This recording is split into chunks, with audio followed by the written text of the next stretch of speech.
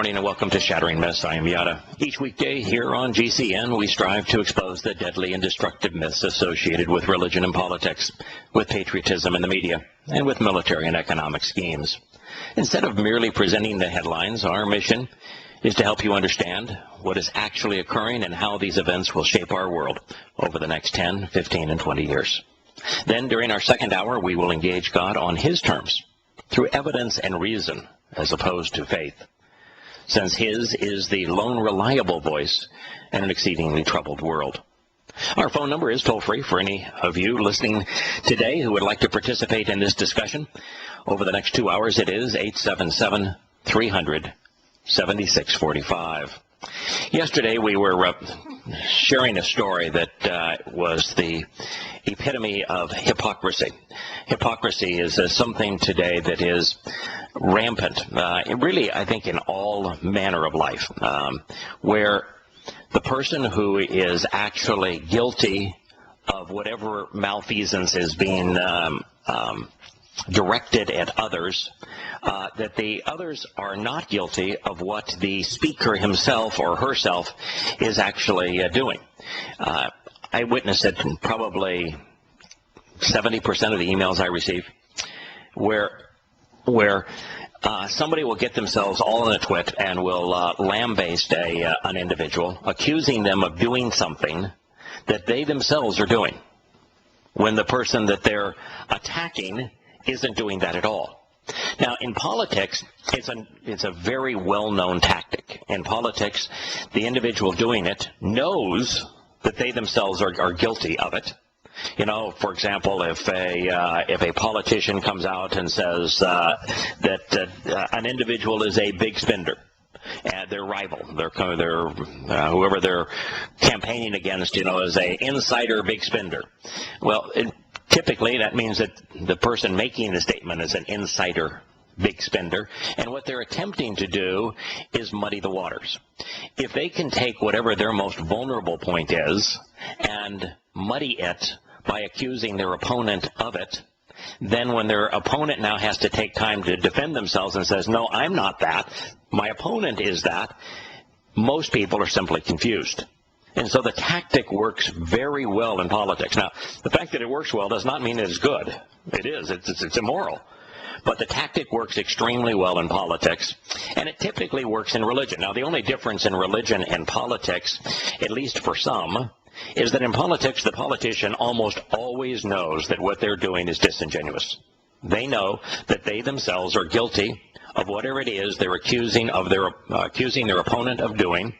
You know, when Obama took the holier-than-thou, almost crying attitude at the loss of his most recent gun control campaign, where he brought in all of well, at least he brought in the parents of whose children were killed at Sandy Hook, at least those who agreed with his position, and then talked about how it was inappropriate what the opposition had done when he, in fact, was doing the very same thing himself. That's what I mean. And politicians know that they're phony as imitation cheese. In religion, not so much. They use the tactic, but I'm not sure that all religious individuals are that rational where they actually can assess themselves and know that what they're doing is disingenuous. But nonetheless, we were telling a story and I want to frame this as this is a huge societal trend. It has always been prevalent. It's just that it is vastly more prevalent today than it was 20 years ago, and it will be absolutely dominant. So that when you hear a politician or religious person speak, that almost 100% of the time we are going to find that what they're saying that is bad is true of them when they're applying it to someone else. So it will be nothing but lies. In that light, Pope Francis called on world leaders, as we learned yesterday, to end the cult of money and to do more for the poor in his first major speech on the financial crisis. And the fact is that there has been no institution, probably in the history of humankind, that has created a more repressive or larger or longer lasting cult of money than the Roman Catholic Church. I mean, its power is derived from money. It has stolen the money of poor people from around the world for centuries. He then went on to say that free market economics had created a tyranny. And so it's the opposite of what's true, of course. Free market economies are what remove tyrannical regimes. They disempower tyrannical regimes. You know, for example, when people were given the opportunity to read the Torah, prophets, and Psalms, and even the eyewitness accounts from the historical witnesses themselves, as opposed to being manipulated exclusively by the Roman Catholic Church. When there was some ability of individuals to make a difference in their own lives, the power of the Roman Catholic Church crumbled in Europe. They went from being absolute dominant, this union of cleric and king that had ruled Europe with an iron hand, creating lords and serfs, impoverishing, enslaving the vast preponderance of people for the greed of cleric and king. That crumbled primarily because individuals were given the ability to actually influence their own lives. Well, you can correlate that directly to free enterprise. Once the regime that the Roman Catholic Church was incredibly involved in subjecting the mass of peoples to, in terms of feudalism, fascism and feudalism, once their power waned as a result of people getting access to God's Word directly, what we find is the rise of independence and people no longer buying into the feudal system. And it was free enterprise, the individual's ability to help themselves and help their family and meet their family's needs, as opposed to being subjected to the tyranny of cleric and king, that lifted the Western world out of the impoverishment of a tyrannical church. So here what we have is the current Pope of the Roman Catholic Church, who I do not think is the sharpest knife in the drawer. I think that they based upon the comments I've heard this man make, I do think that he has a subpar IQ. So not everything is when he says things, we ought not think that he's being thoughtful all the time. But what he has said here in terms of free market economies created a tyranny, the opposite of that is true. The Roman Catholic Church created a tyranny, and the opposite of free market economics is always tyrannical, either through communism or fascism. But this Pope, and this is what is interesting, is if you study the amalgamation of world leadership that will have to be manifest for the tribulation to play out as it is predicted, what you're going to have to see is socialist secular humanism, Islam, and Christianity, particularly Roman Catholicism, all merge, all become an effective unit together. So the first thing this Pope said is that we need to reach out and to have interfaith dialogue and recognize that Muslims and Islam is a very similar religion. That was the first thing he said. Now the next thing he says is he wants to be opposed to, that he is opposed to, free enterprise. Well, there's only two options once you leave free enterprise. They are communism and fascism, which are essentially the same foe. Now, Europe during the time that the Catholic Church held sway was fascist, feudalistic. And I have always thought that the world was moving towards a fascist dictatorship as opposed to communist, because that empowers the manipulators to become fabulously rich and makes them co-conspirators. So here he is, aligning himself with socialist secular humanism. This is the trinity, if you will, of evil that will ultimately permeate the conditions that we witness during the tribulation. Literal hell on earth. And he has put himself straight in his church right in that position. Now it's amazing too that if Roman Catholics thought as opposed to reacted, The moment he said this, the moment he talked about, we're just going to get along really fabulously with Muslims because we all believe in the same God and we're all Abrahamic and we're all just brothers and sisters, they ought to have all said, this man is a complete fraud. The notion that he is speaking for God is nonsense. I'm going to leave the church. When he said that free market economics created a tyranny as opposed to the other way around, any thinking Catholic ought to have said, I'm out of here. This guy is obviously a fraud, and since he claims to speak for God, the whole edifice is a fraud. Now, they ought to have said that when it became obvious that the Pope himself and the previous Pope were instrumental in the protection and ongoing torment that was associated with priestly pedophilia. Or they could have just read Yah's Torah, prophets, and Psalms and realized that almost everything they say is opposed to what God has taught us. Now, what's interesting, this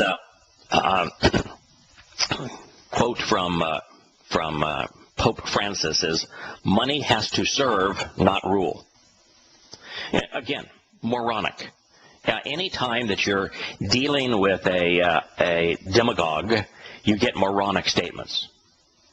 Money is to the individual who wields it as the gun is to the individual who shoots it.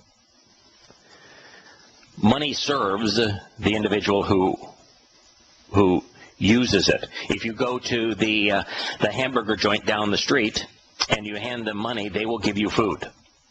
If you do not hand them money, they will not give you food. Money always serves. It is the essence of all three economic systems: fascism, communism, and free enterprise. Money never rules. The dollar never says, hey, man, you must now take me to the sporting goods store because I want to be in their cash register. It's absolutely absurd. And now he is urging ethical financial reforms. Meanwhile, the Vatican's own bank announced that it would publish its annual report for the first time. Isn't that funny? So one is calling the pot is calling the kettle black.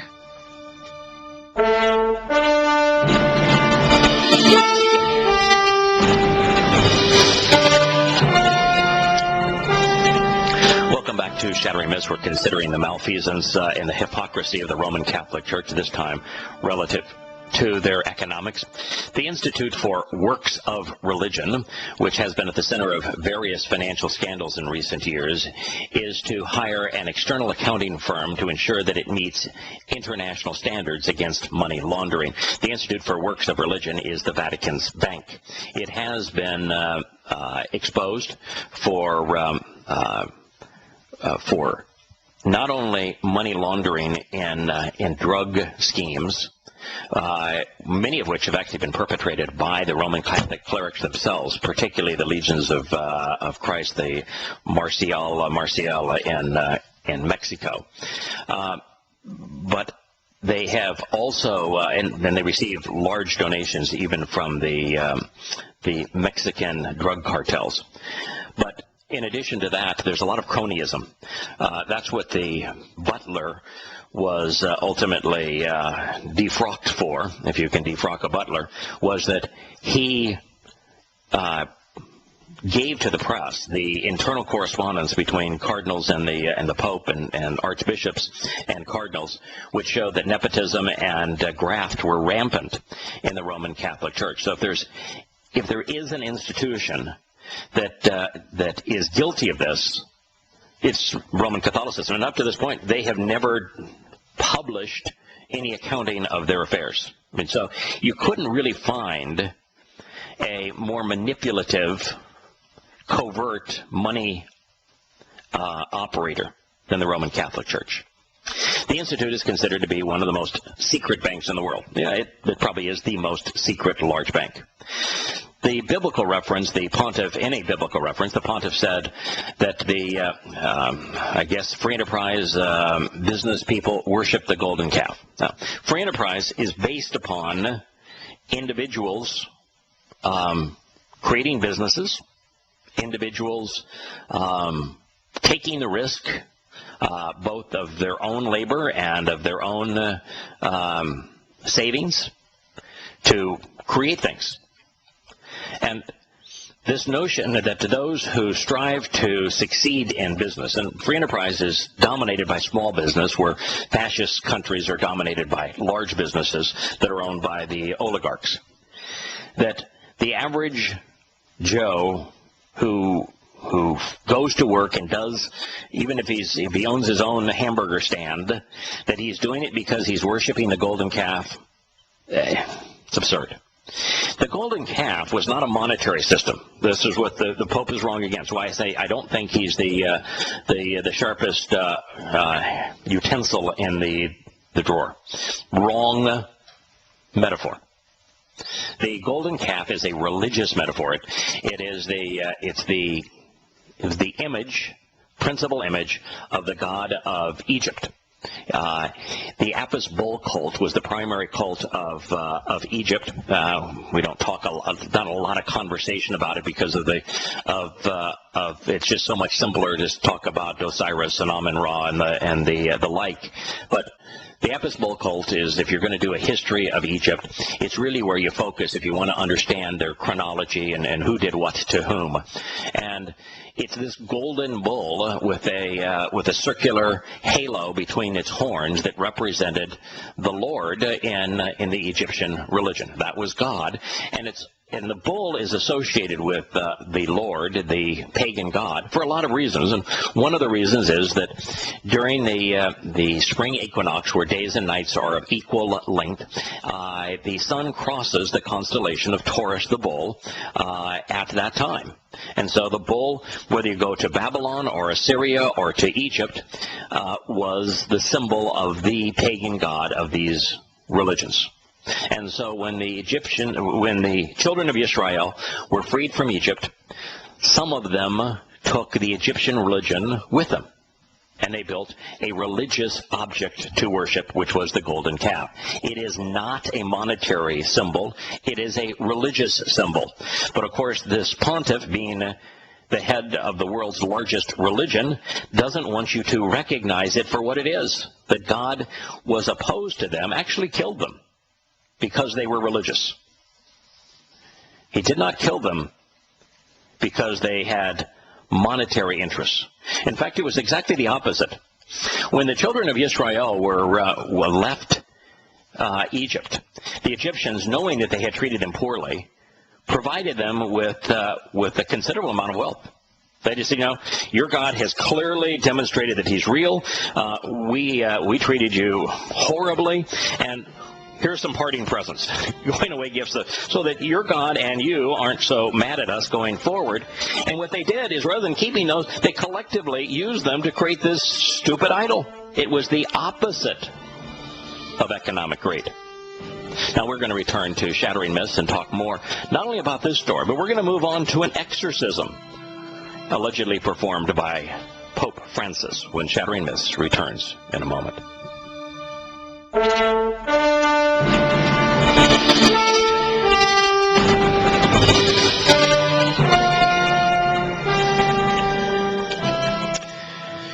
Yes, in a biblical reference, the pontiff said the worship of the golden calf of old has found a new and heartless image in the current cult of money. And as we have been talking, the worship of the golden calf had nothing to do with economics. It had all to do with religion. And Yahowah was so opposed to the children of Israel that he was leading into his home being religious. Those who decided that they would be religious, he killed. Just gone. Something to think about, and obviously this Pope doesn't understand that God's opposition is to religion. It is not to money. The Pope struggled, our people struggled to live, and frequently in an undignified way, under dictation dictatorships of economy which lack any real human goal, Francis said. You know, there are in socialist secular humanism, which manifests itself principally as communism, the ascribed goal is to provide for people. I mean, that's how it sells itself. Is that, you know, it's to take money and possessions away from those that only care about themselves and give it to people. It has a human goal, and yet when you see it deployed, what you see is people treated like rubbish. That rather than lifting people up in a dignified way, it treats people in the most undignified way. You have no freedoms of any kind under those systems. You lose your freedom to education, you lose your freedom of movement, you lose your freedom relative to economics. All your freedoms are usurped. Even freedom of speech are gone in any controlled system.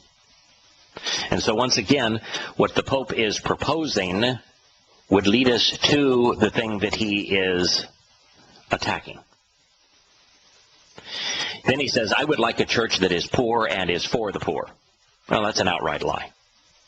If he wanted a church that was poor and for the poor, he would simply empty the bank accounts worldwide of the Roman Catholic Church. He would sell all of their cathedrals. He would stop with the Pope mobile and the fancy slippers and ring and all of that sort of thing, and it would all be gone. He'd given to the poor. Hi, Scott. I agree with you completely on what you're saying. I just wanted to bring up another point. Wasn't he the one that they gave him like this big fancy apartment in whatever country he was from, but he chose to live in like pretty much a different spot that was much, much less? I believe I read something like that about this guy. Yeah, there's some symbolism there, but the part of it that is disingenuous, and there's a lot of people who recognize that kind of symbolism and who play with it. Now, this guy, of course, is now living in the Vatican, so he's living as a king. Oh no, I agree. But when the big rub on Francis when he was in Argentina is that he sided with the Perones and the others that were so greedy and so manipulative of the people, and that the Roman Catholic Church's tendency to embrace the political power for its own empowerment is horrid. Of course, they embraced the Nazis in World War II. They were literally stride by stride with the Croats that were so murderous in World War II. And in Argentina, the Roman Catholic Church was a co-conspirator along with the dictators that raped the people, and this Pope was right there step by step with them. So when he was given the choice of conscience to do the right thing as it relates to such people, he didn't. Well, he kind of failed at that many years ago when he became a priest. I mean... Yeah, the Roman Catholic Church in Argentina has a horrid past. It's amazing that they picked someone from there, recognizing how really repulsive the Roman Catholic Church was in terms of its working against the people. And it wasn't just economic crimes that were being perpetrated in Argentina. Anyone who opposed the regime of the Perones and others, they're tortured. And the Roman Catholic Church was step by step, side by side with them, just as they were in the Inquisition. I mean, there seems to be nothing that the Roman Catholic Church loves more than a little bit of torture, because it has a ability to cause the people to fear, and those who fear obey. So it is a sad story, and what we have here is absolute, total, and pure hypocrisy. We have Larry on the line, but before I introduce Larry, I want to introduce our next story. Pope Francis' fascination with the devil took on a remarkable new twist on Tuesday a week ago, with a well-known exorcist insisting that Francis helped liberate a Mexican man possessed by 4 different demons, despite the Vatican's insistence that no such papal exorcism took place. The case concerns a 43-year-old husband and father who traveled to Rome from Mexico to attend Francis's Mass on Sunday in St. Peter's Square. At the end of the Mass, Francis blessed several wheelchair-bound faithful, as he always does, including a man possessed by the devil, according to the priest who brought him, the Reverend Juan Rivas. Before I share more of this story, I'd like to get Larry's input, calling in from Florida. How are you this morning, Larry? Oh, I'm fine, Yada. This sounds miraculous. Please continue. Okay. Well, here's the story. Francis laid his hands on the man's head, and he recited a prayer. The man heaved a couple of times, shook, and then he slumped in his wheelchair. And what it sounds like, have you ever seen the television events where Benny Hinn does his healing in a meal service? Where he brings I have actually seen the guy on YouTube. Yeah. He walks up to somebody that's, says, "Oh, I've got a stammer, I've got a stumble, I've got cancer in me." And he walks up to them and he puts his hand towards their head, and they fall over, go boom. Yeah. Right. Yeah. Well, I had the occasion to meet old Benny Hinn, and his closest friend happened to be a very, very close friend of mine. And this friend, one time, because Benny Hinn, flew around in a G3. I mean, he had big-time bucks doing this. And he asked Benny Hinn, he says, I've been watching your Dinner and a Show for a long time. Have you ever healed anyone? And he says, no. Nope. Anyway, this guy couldn't fall down, go boom, because he was sitting in a wheelchair. But he didn't stand up and walk out of that wheelchair. I'll guarantee you that. No,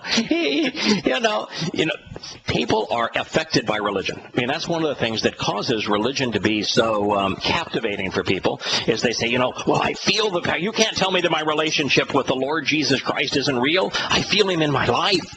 You can't tell me that He doesn't have the power to save. I've witnessed the change in people. Mateteo, the Mormon football player at the Catholic University that had the imaginary girlfriend. You couldn't tell him that imaginary girlfriend wasn't real. People have relationships with imaginary characters all the time. You ask any 18-year-old boy who thinks that the girl across the street is really cute, but she won't go out with him. And he's had an imaginary relationship in his head with her for sure. Kind of how faith works, I think. It is. It's exactly how faith works. So this guy, he believed in the Pope, who's a complete fraud. We've just looked at his story on economics. He's a complete and utter fraud. And this guy from Mexico believed in him and decided, he's going to come. He wanted to come to Pentecost. Now, Pentecost, I'm pretty sure it wasn't on a Sunday. But nonetheless, Pentecost was being celebrated on a Sunday by the Roman Catholic Church. And so he wanted to be there at Pentecost, and he was at the end of the wheelchair group. And when the Pope got to him, boy, it was a cathartic experience, and he shook. And that was considered to be an exorcism.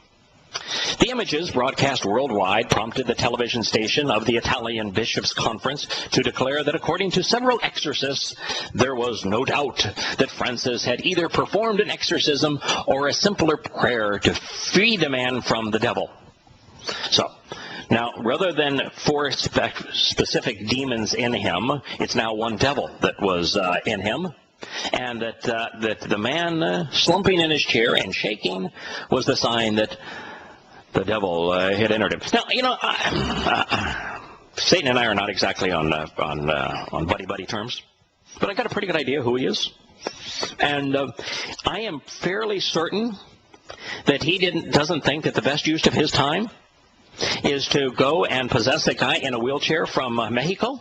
I think if you're looking for the devil, you probably wouldn't want to go to this guy in Mexico that's sitting there, and if you were the devil and you wanted to get some bang for your buck, there's a lot of people. I'd go for Obama, maybe. I'd go for the Pope himself. Maybe.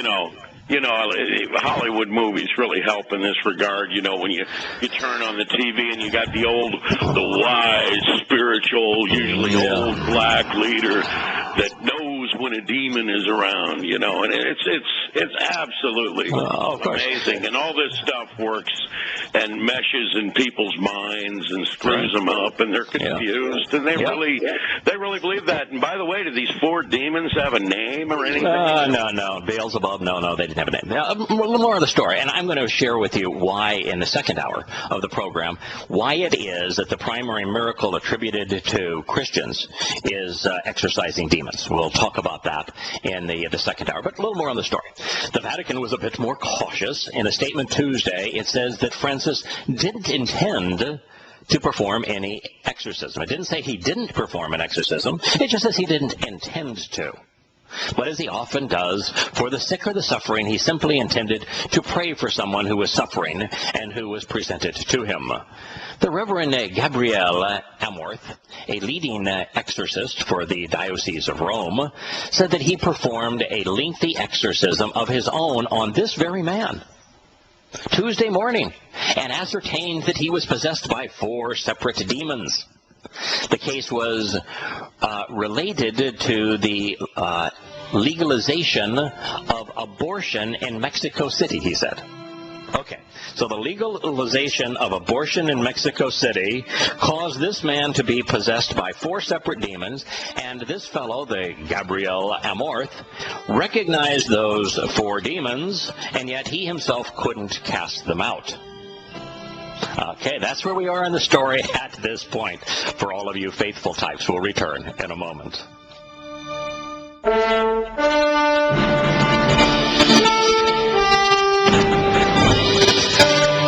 Welcome back to Shattering Myths. So we have Reverend Gabriel Amorth, who is a leading exorcist working out of the Vatican in Rome. He said that he performed a lengthy exorcism on this same man on Tuesday morning and ascertained that he was possessed by 4 demons. Now, what I don't know is, was this exorcism on Tuesday morning following the Sunday supposed exorcism, or was it preceding it? So if it was preceding it, then the guy could not have been, by one standard, possessed by the devil. He would have been possessed by these 4 demons, and so somebody got their story wrong. And if it was after it, then how could it have been an exorcism when the guy still got 4 demons part of him? Somebody is not checking their sources and getting their story correct. But just think about this. Okay, we've already said, Satan isn't going to go for the little guy in the wheelchair down there in Mexico. If he's going to try to influence the world, that's not where you go. Why would Satan say, they passed a law on abortion, therefore I think I'm going to protest? Now, if you're Satan, death is good. Abortion is good. Why would you be opposed? Why would you take your venom out on this poor little guy if the Mexico City did what you would have liked? I mean, you assumed. Yeah, of course. But anyway, he said that he did perform a lengthy exorcism. But he says that exorcism aren't just done according to the rituals and the rules of exorcism. By the way, there are no rules or rituals associated with exorcism according to Yahowah or Yosha. There is no exorcism at all, not even a hint of it in the Torah, Prophets, and Psalms. Not even a hint. There are a few that are mentioned associated with Yahusha in the eyewitness accounts. They're really poorly attested, but most of the time that there is a reference to driving out demons, it is almost always associated with false prophets. And we'll consider one of those warnings at the second hour of the show. So here the Roman Catholic Church has created their whole bag of tricks, if you will, rules, official rules for playing the game of exorcisms, kind of like the rabbis have done with foods that are kosher. So Rivas took the Vatican line, saying that it was no exorcism, but Francis merely said a prayer to free the man from the devil. Now, that's not what Francis said. He just said, the guy's not feeling good, and I'm going to make a little prayer and say, I hope you feel better. Since no one heard what he said, including the man who was right there, you can say that he did a prayer for liberation, but nothing more. No, the Vatican says that was not my intent. So the Vatican saying I didn't try to liberate him from the devil. I was just, the poor guy was in a wheelchair. He came to me because he wanted me to pray for him. I made a little prayer for him. Rivas wrote on his Facebook page, which was confirmed by the religious orders of the Legionnaires for Christ. The Legionnaires for Christ are the group that Marcial was head of. He was a drug user. He was a pedophile. He was also adulterous, if you will. He fathered children from women. He abused sexually young boys that were under his care, and all the while he was a significant consumer of recreational drugs in founding the Legionnaires of Christ. But he was one of Pope Paul's favorites, because he not only provided more priests into the priesthood than any other individual, but he also was the largest contributor to the Roman Catholic Church, providing billions that he had scammed from Roman Catholics in Mexico. And also in the United States. It was like the Domino Pizza guy fell in love with Marcial. Fueling speculation that Francis did indeed perform an exorcism is his frequent reference to Satan in his homilies. So when old Francis does a sermon, he refers to Satan frequently, as well as an apparent surge in the demand for exorcisms among the faithful, despite the irreverent treatment of the right and the treatment that it receives from Hollywood. In his very first homily as Pope on March 14th, Francis warned cardinals in the Sistine Chapel the day after he was elected that he who does not pray to the Lord prays to the devil. I'm so glad we did his little bit on economics at the beginning of this program, showing that everything he said was the opposite of the truth. So is this. The Lord is Satan. He who prays to the Lord prays to the devil, wittingly or unwittingly. The opposite of what the man said is true. He then went on May 4th to say that we need to have more dialogue, except with Satan, with the prince of this world. You can't have dialogue. Let's this be clear, he warned.